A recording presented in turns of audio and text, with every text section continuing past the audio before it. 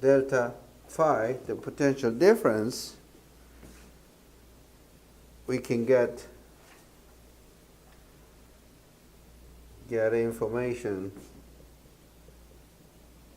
information about electrochemical potential difference of electrons.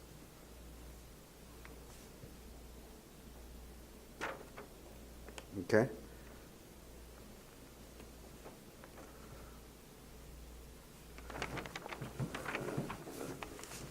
Let me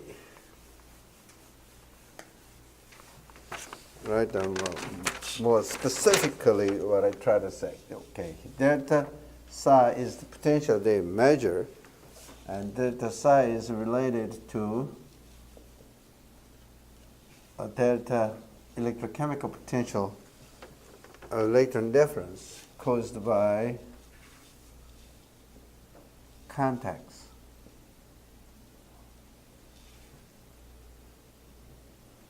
With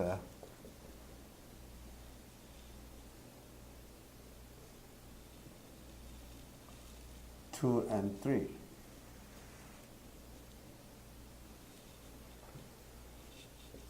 So it means indirect measure of electrochemical potential in 2 and 3. What we are talking about here is the obvious thing, but we just try to describe in a scientific way. We usually do this to measure the electrochemical potential of electrons in the material 2 junctioned with the material 3.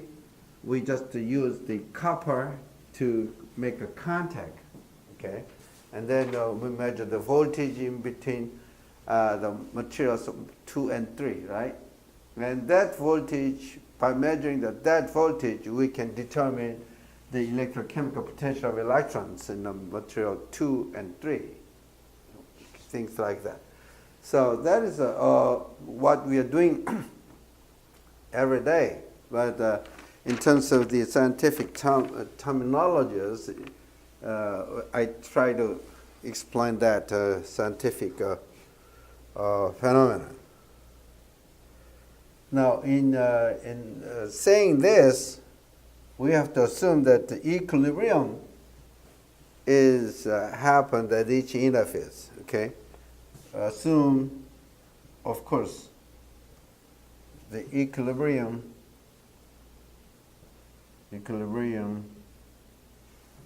at each interface.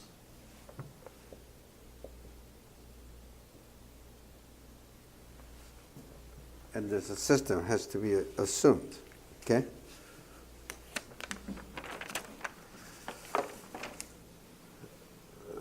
Let's see. We are going to, with this common knowledge, now we can think some electrochemical system, a specific electrochemical system in with the MX electrolyte. Okay, electrochemical system with MX electrolyte. We can have 4 different situations. In this case, what we have. What we do have is that we have one electrode, and that is a cathode and anode, and this is the electrolyte, okay?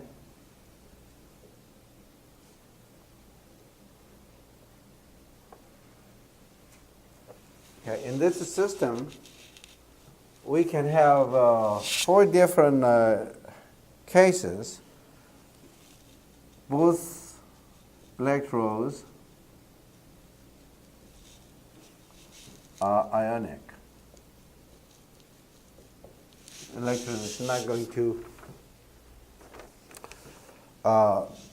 transfer it inside the material, or only one of electrodes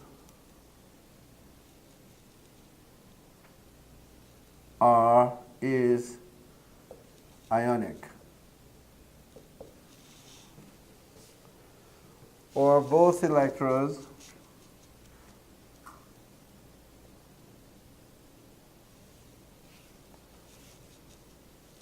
are ionically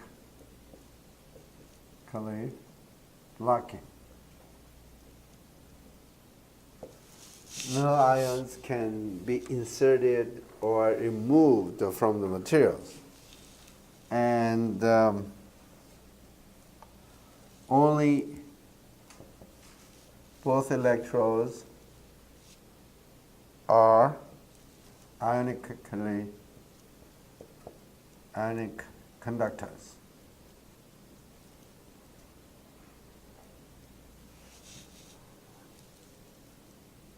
Not electrically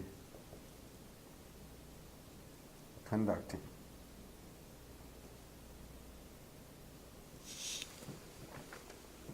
We can have those four systems, four cases, but only in reality, only two systems are of our concern. The other things is not working as a battery or whatsoever. So we just think about the two systems, okay?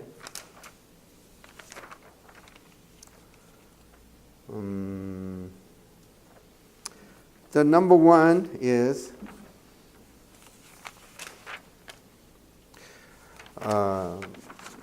both electrons and ions are conducting that is going to be the first case. Two electrons with the ionic and electronic, and the other case is going to be one electrode blocking with respect to ionic species. Okay? So among these four, let's discuss about the two cases. And the first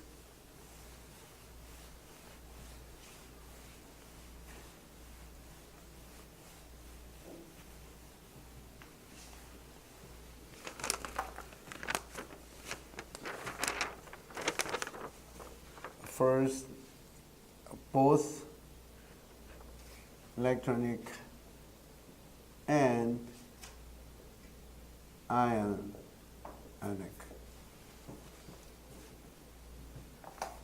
I think I should say electronic and ionic. Okay.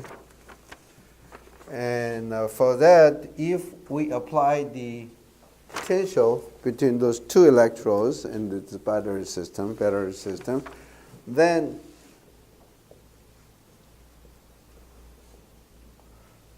we're going to have the electrochemical potential gradient is going to be,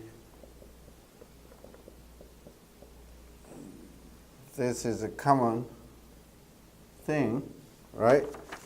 And then we're going to have the electrochemical potential of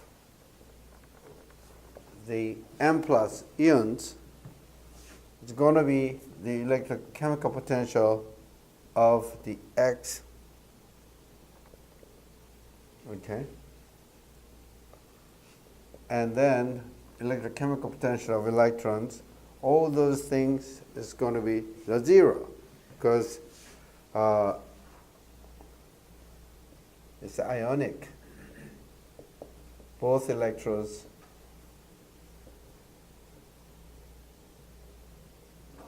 ionic means chemically it is in equilibrium. Ionic means it's in equilibrium, okay? So chemical potential is in equilibrium. And so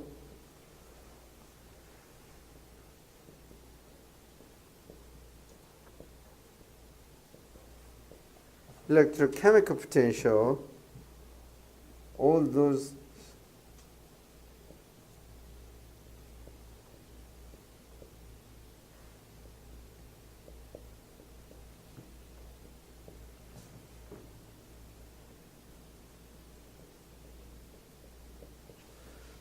M plus and X minus and electron, all those things should be the same to the electrostatic potential. As far as the electrostatic potential is concerned, it is not related with the species. It's just a potential applied across the whole system. In other words, when you say the electrochemical potential of a species I, we just say chemical potential of that species plus GIQ, but we don't put I here, right? Because the electrostatic potential is the same for every species in the system, because the electrostatic potential is applied on the whole system as a whole. Okay, so we do not put the species I. Electrostatic potential is applied in the whole system. Now, both electrodes are ionic. It means that the chemical potential should be the same, as well as the electronic. So, the potentials that you apply is going to affect the ions in the same way. Before I should mention that when the system we're talking about in a MX system, okay?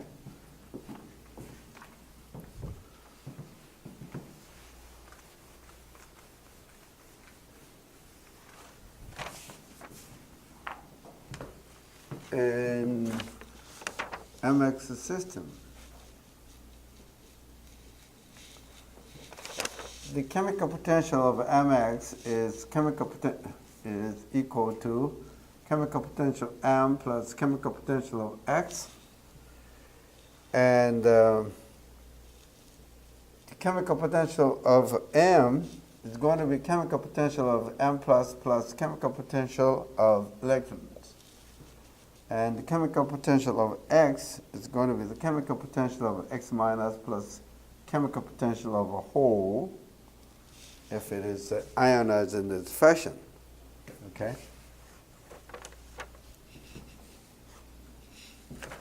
Now, if the both electrodes are electronic and ionic, then the potential that you apply should affect the every items in the same way, so that the figures that we are going to have in this case has been shown in the note, but let me draw here. If you draw the electrochemical potential of M plus across this electrolyte, okay, then the chemical potential of M plus is going to be like this, where the phi is going to be like this. It's exactly the same way. And the chemical potential of M plus is going to be in equilibrium, right? It's constant. And that is the same for the electrons, because the electrons and ions are both conducting in this system. And electrochemical potential of electrons now is going to be just the other way around. The polarity, this is a minus charge and this is a positive charge, so that only the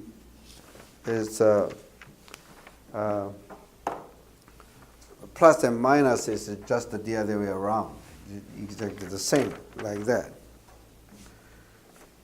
Okay?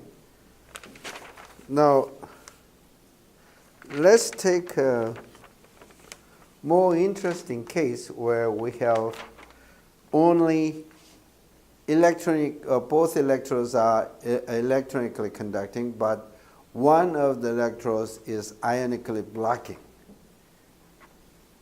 Okay? For example, in practice we use the anode as a graphite or something inert material, so that for example, lithium battery system, lithium is not going to be inserted in the graphite. Okay, that is ionically blocking. So let's take a case where one of the electrode is ionically blocking.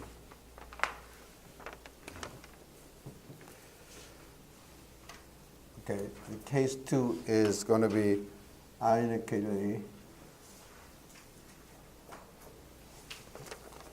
blocking electrode.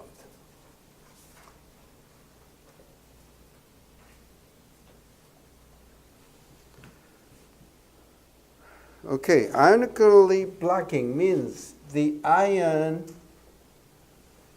electrochemical potential gradient, that is going to be the 0. Right? Because flux by Fick's first law is related to the delta phi, the gradient. Gradient, we should have a different notation, but gradient, okay? The chemical potential. So blocking means that the electrochemical potential of one species, the ionic species, should be 0. And so the chemical potential of ionic species should be the same to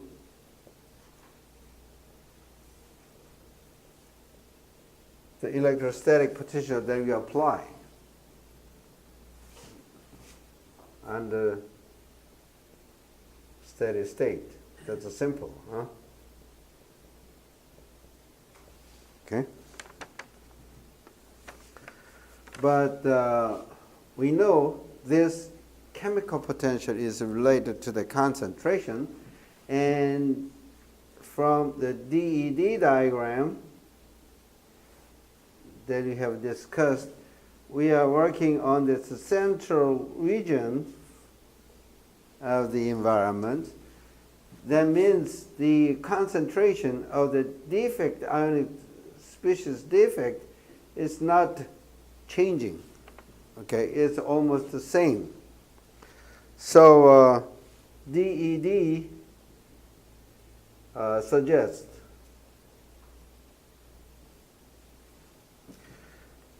the concentration of ionic defect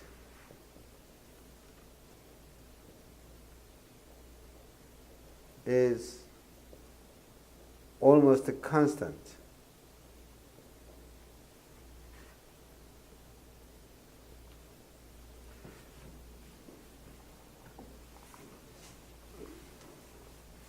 Which means,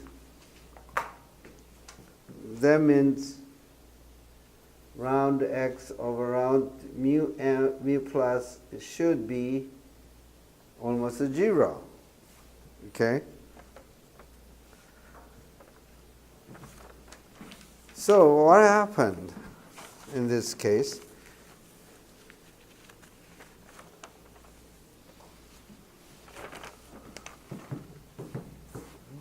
But this thing has to be equal to the electrostatic potential that we apply. So as far as we apply something, that it should have some values. How can you do that? It means that the polarization happens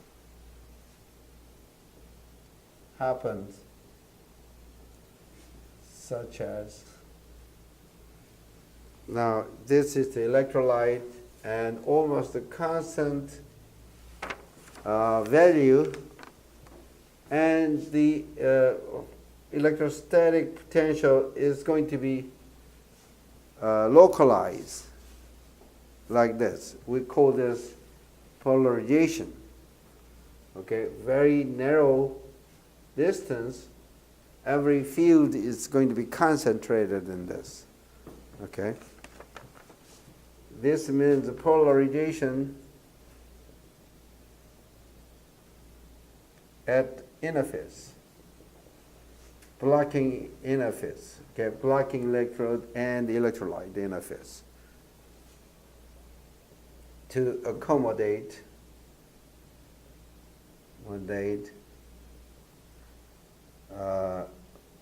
electrostatic potential, which is not zero, that we apply.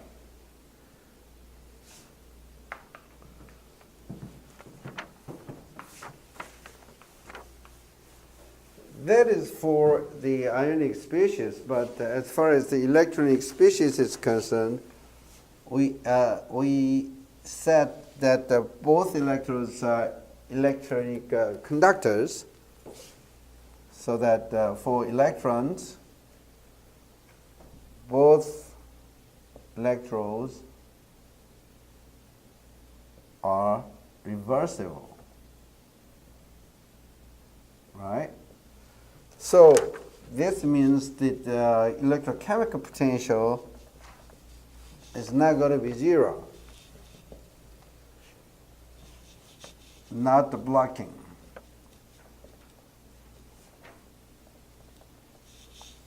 All right? Or you say that is the flux is constant. What is the flux of electrons? That is the current, okay? So we can get the electrochemical potential of electrons is going to be the chemical potential of electrons plus ZQ round X over round phi.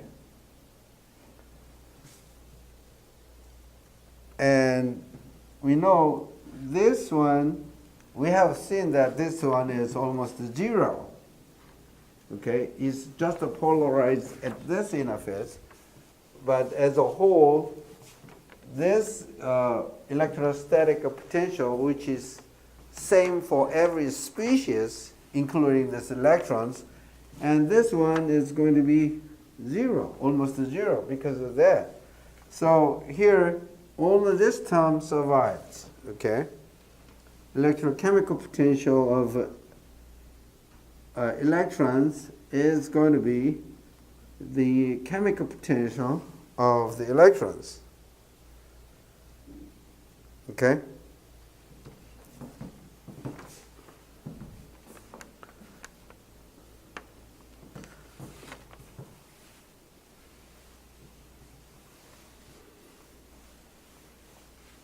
So, if you draw the situation where the one of the electrodes is ionically blocking and the other one is not, then let's see. In this case, in the same drawing where the electrochemical potential of ions now is going to be constant. No flux is going to move because one of the electrodes is ionically blocking, no flux, right? And then the phi is going to be polarized so that in a very narrow region it's going to be the polarized like this, phi, okay? And for the electrons now,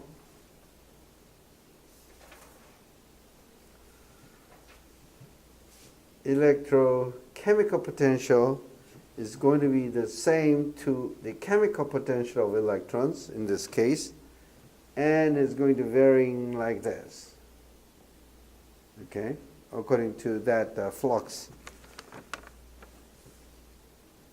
And the chemical potential of the M plus ion now, electrochemical potential is going to be 0, but the chemical potential in this case is going to follow the polarization effect of something which is the same to the electrostatic potential now. So what does this mean? The concentration of M plus ions in the electrolyte is going to changing. A very concentrated region is going to be the change.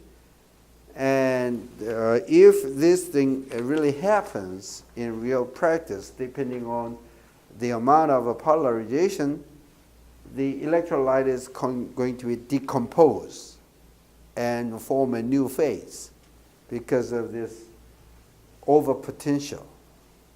Okay, that's really happens in the real practice. So in running the battery system, you have to be careful about this.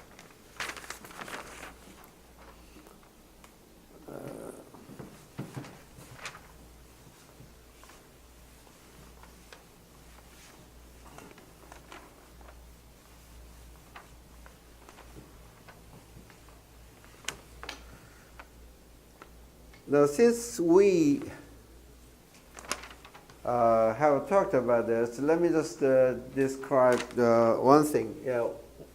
If in this case we have a constant flux of electrons, okay, one of the electrode is ionically blocking, but both electrodes are electric conductor. In this case, we have a constant flux of electrons at the fixed electrostatic potential applied across the system, right? And that is the current, actually, of this system can show. And this is going to be the electrons, and this is the mobility of that, and the electric potential gradient.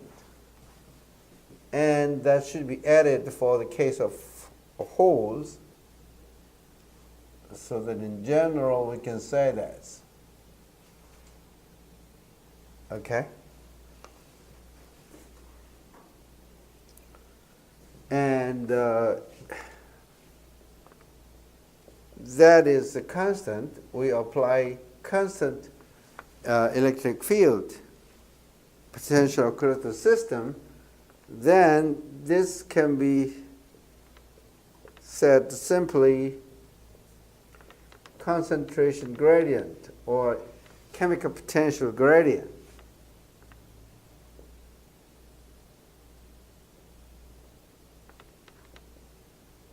Like this. Okay? There is a current that we observed in the system. And another thing I want to emphasize is that the electrochemical potential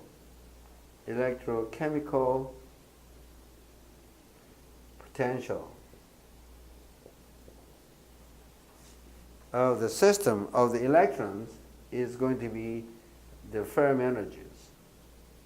Okay, that electronic people usually say, instead of an electrochemical potential, they usually say the Fermi energy of the system. So in a chemical term, the Fermi energy is nothing but the electrochemical potential of electrons in the system. It's exactly the same thing. Okay? But that is very important to you should notice. What time do you have? What time is it? It's 1:25. Okay. On Wednesday, we're going to discuss about the Nernst equation and the coulometric titration curve. which is very, very important and for characterizing the electrochemical system, okay? Nernst equation and the coulometric titration curve. That is the equilibrium characteristic characteristic of the system. And Nernst equation is not an equilibrium but a steady state characteristic of the system. Okay? And for this, we're going to discuss about this on Wednesday. Any questions? Okay, have a nice day, and I'll see you on Wednesday.